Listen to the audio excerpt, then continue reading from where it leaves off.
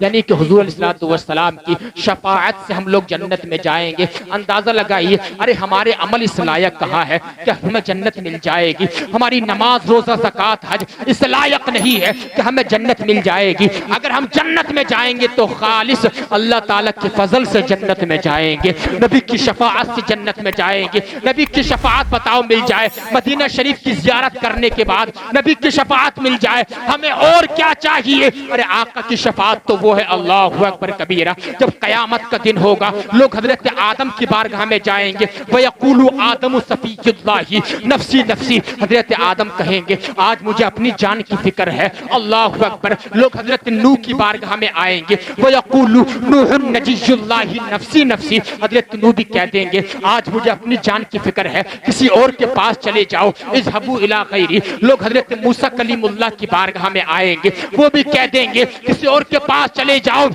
حتیٰ کہ 1,24,000 انبیاء مرسلین کے پاس جانے کے بعد سب یہی کہیں گے کسی اور کے پاس چلے جاؤ، لیکن آخر میں جب عیسیٰ روح اللہ کے پاس آئیں گے وہ کہیں گے وَيَقُولُ عِيسَىٰ رُوحُ اللَّهِ وَكَلِمَةُ اللَّهِ نفسی نفسی، حضرت عیسیٰ بھی کہیں گے میرے علاوہ کسی اور کے پاس چلے جاؤ، لیکن آخر میں ایک جملہ کہیں گے اذهبوا إلى محمد صلی اللہ علیہ وسلم، جاؤ تم نبی آخر الزمان کے پاس چلے جاؤ، میرا یقین بولتا ہے تمہیں وہاں سے خالی نہیں آؤ گے، تم وہاں سے خالی نہیں لوٹو گے۔ سب لوگ جب ہمارے نبی کے پاس آئیں گے، نبی آخر زمان جو ہے تمام امتیوں کو، گنہگاروں کو دیکھ کر مسکرا جائیں گے اور فرمائیں گے انا لہا انا لہا، میں شفاعت کے لیے ہوں، میں تمہاری شفاعت کروں گا، تم کو جنت کا حقدار بناؤں گا۔ اللہ اکبر، وہ عظیم شفاعت ہے جو حضور کا گنبد دیکھنے کے بعد ہمیں شفاعت نصیب ہو جائے گی، جو صدق خلوص سے یعنی کہ حضور کے گنبد کی زیارت کرے گا۔ آقا علیہ السلام شفاعت کریں گے اور روتے چلے جائیں گے، اپنے امتیوں کو جنت میں داخل کرتے چلے جائیں گے۔ ہمارے بریلی کے امام نے جب شفاعت والی حدیثوں کو دیکھا، ان کا قلم عشق رسول میں جھوم کر بولا پیش حق مجدہ شفاعت کا سناتے جائیں گے، آپ روتے جائیں گے، ہم کو ہنساتے جائیں گے، وسعتیں دی ہے خدا نے دامن محبوب کو، جرم کھلتے جائیں گے، آقا چھپاتے جائیں گے، لوگوں آئے مسکراتے، ہم اسیروں کی طرف خرمن عصیاں پہ اب بجلی گراتے جائیں گے۔ آقا کی شفاعت میں گنبد خضرا دیکھنے کے بعد اس کو دل سے دیکھ لے گا، سمجھ رہے ہیں؟ آقا علیہ السلام کے فرمان عالی شان پہ بھی عمل کرو۔ بس ایک حدیث بتا رہا ہوں، اس کے بعد اپنی بات کو ختم کر رہا ہوں۔ نبی کریم صلی اللہ علیہ وسلم نے فرمایا، میں نے حدیث بات پیش کی، من ستر مسلما سترہ اللہ یوم القیامہ۔ آقا نے فرمایا جو کسی مسلمان کا عیب چھپا دے گا، اللہ تعالیٰ قیامت کے دن اس کا بھی عیب چھپا دے گا۔ ادھر والے بول رہے ہیں سبحان اللہ۔ چونکہ اس موضوع کو میں نے اس لیے اٹھایا ہے، آج کے دور میں بڑا معاملہ خراب ہے، بھج کریں بہت ماری جا رہی ہیں، کبھی کسی کی یا بھج کر مار دی، کبھی کسی بیٹی کا رشتہ توڑا دیا، کبھی صاحب معاذ اللہ کسی کی یہاں پر جو ہے ادھر سے ادھر دو چار باتیں لگا دی۔ اگر کسی باپ کو اس کی بیٹی کے لیے اچھا داماد مل گیا، اگر کسی بھائی کو اس کی بہن کے لیے اچھا بہنوئی مل گیا، وہ بیچارہ کہتا ہے ایک باپ میری بیٹی کے لیے اچھا داماد ملا ہے، وکیل ملا ہے، ڈاکٹر ملا ہے، انجینئر ملا ہے، مفتی صاحب ملے ہیں۔ اب اس نے سنا جو ان سے حسد کرتا تھا، اس نے دیکھا اس کو تو بڑا اچھا داماد مل گیا، اب وہ پہنچا لڑکے والوں کے گھر، جا کر کے کہتا ہے ارے تم نے وہاں سے کر لیا رشتہ؟ اس کی ماں کے اوپر تو سفید دھبے تھے، سفید داغ تھا، اس کے اوپر تو پیشیاں پڑتی تھیں، معاذ اللہ رب العالمین، یعنی کہ بھج کر مار دی۔ یعنی کہ اندازہ لگائیے، بچ کر مارنے کے بعد اب یہ رشتہ ختم ہو گیا، انہوں نے فون کر دیا ہمیں رشتہ نہیں چلے گا۔ اللہ اکبر، ادھر تو اس نے رشتہ توڑا دیا، اب رشتہ توڑانے کے بعد خوشی منا رہا ہے، کہہ رہا ہے بڑا خوش تھا، کہہ رہا تھا ہم وکیل داماد ملا ہے، یعنی انجینئر داماد ملا ہے۔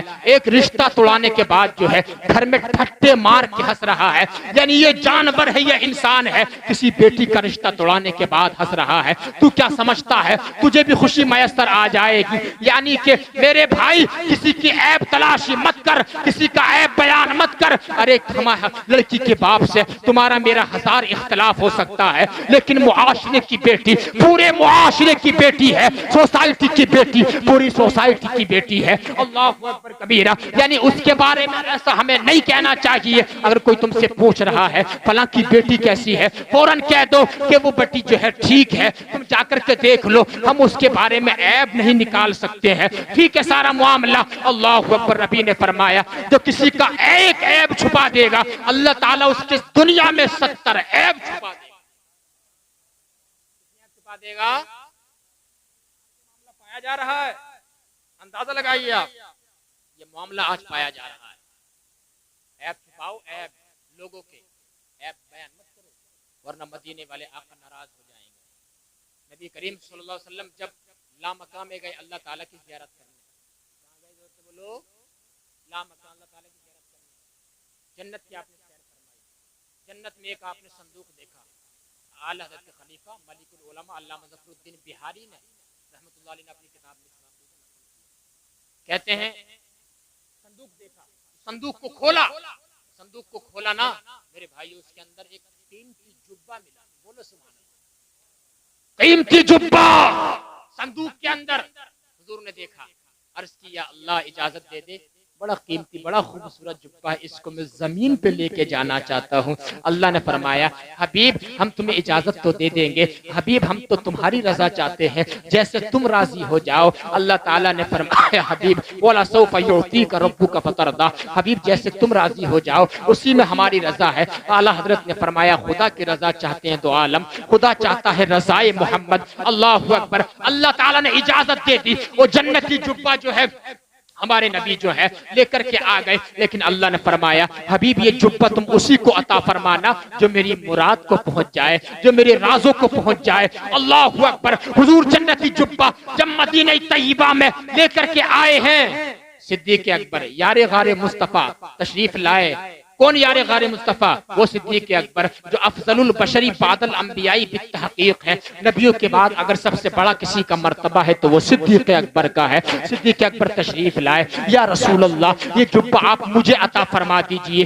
آقا نے فرمایا اے صدیق اس جبے کو پہننے کے بعد تم کیا کرو گے؟ صدیق اکبر نے کہا یا رسول اللہ اس جبے کو پہننے کے بعد دنیا میں جو ہے میں صداقت کو عام کر دوں گا، سچائی پھیلا دوں گا، جھوٹ کا خاتمہ کر دوں گا۔ میرے نبی نے فرمایا صدیق تم نے بہت اچھی بات کہی ہے، لیکن تم اللہ تعالیٰ کی مراد کو نہیں پہنچے ہو، تم اللہ تعالیٰ کے رازوں کو نہیں پہنچے ہو۔ اللہ اکبر کبیرہ، لہذا یہ جبہ میں تمہیں عطا نہیں فرماؤں گا۔ خلیفہ دوم فاروق اعظم آئے۔ کون فاروق اعظم؟ جو 22 لاکھ مربع میل پر حکمرانی کرنے والا وہ بے تاج بادشاہ۔ کون فاروق اعظم؟ جس راستے سے چلتے تھے شیطان راستہ بدل دیا کرتا تھا۔ جب کلمہ نہیں پڑھا تھا چند اونٹ ایک لائن میں کھڑے نہ کر سکتے تھے، لیکن جیسے ہی نبی کا کلمہ پڑھ لیا تھا آدھی دنیا کو فاروق اعظم نے ایک لائن میں کھڑا کر دیا تھا۔ وہ فاروق اعظم ہے۔ اللہ اکبر، یا رسول اللہ یہ جنتی جبہ آپ مجھے عطا فرما دیجئے۔ نبی نے فرمایا فاروق تم کیا کرو گے؟ عرض کی یا رسول اللہ اس جبے کو پہننے کے بعد جو ہے دنیا میں عدالت کو قائم کر دوں گا، انصاف قائم کر دوں گا، کسی کے ساتھ جھوٹا یعنی کسی کے ساتھ دغا نہیں ہوگا، کسی کے ساتھ جو ہے جھوٹا فیصلہ نہیں ہوگا۔ نبی نے فرمایا بہت بڑی بات کر دی ہے، بہت اچھی بات کہی ہے، لیکن تم اللہ تعالیٰ کی مراد کو نہیں پہنچے ہو۔ اللہ نے مجھ سے فرمایا یہ جبہ میرے حبیب اسی کو عطا فرمانا جو اللہ کے رازوں کو پہنچ جائے۔ فاروق اعظم یہ جبہ میں تمہیں نہیں دوں گا۔ عثمان غنی آئے، عرض کی یا رسول اللہ یہ جبہ آپ مجھے عطا فرما دیجئے۔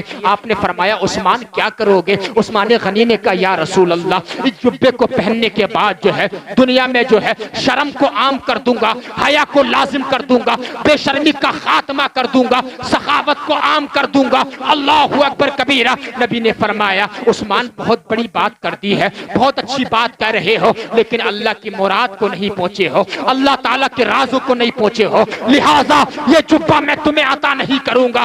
اللہ اکبر کبیرہ۔ اللہ نے فرمایا حبیب میرا جبہ اسی کو عطا کرنا، یہ جنتی جبہ جو ہے تم لے کر جا رہے ہو جو میرے رازوں کو پہنچ جائے، جو میری مراد کو پہنچ جائے۔ اتنے میں جو ہے اللہ اکبر. حضور کے بھائی حسنین کریمین کے والد حضرت فاطمہ کے سرتاج حضرت فاطمہ کے شوہر مولا کائنات مولا علی تشریف لے آتے ہیں. کون مولا علی؟ وہ مولا علی جن کا نام لے لے کے آدمی کھانا کھاتا ہے، جن کے نام لے لے کے وزنی چیزوں کو انسان اٹھا لیتا ہے. کون علی؟ جن کے علم کے بارے میں نبی نے فرمایا تھا انا مدینۃ العلم وعلی جلبابھا، میں علم کا شہر ہوں، علی اس کا دروازہ ہے. مولا علی آئے اور آنے کے بعد عرض کی یا رسول اللہ یہ جبہ آپ مجھے عطا فرما دیجئے. آقا نے فرمایا اس جبے کا تم کیا کرو گے؟ مولا علی کا جواب سننا. مولا علی نے کہا یا رسول اللہ اس جبے کو پہننے کے بعد جو ہے میں لوگوں کی پردہ پوشی کیا کروں گا. ارے بولو یار سبحان اللہ.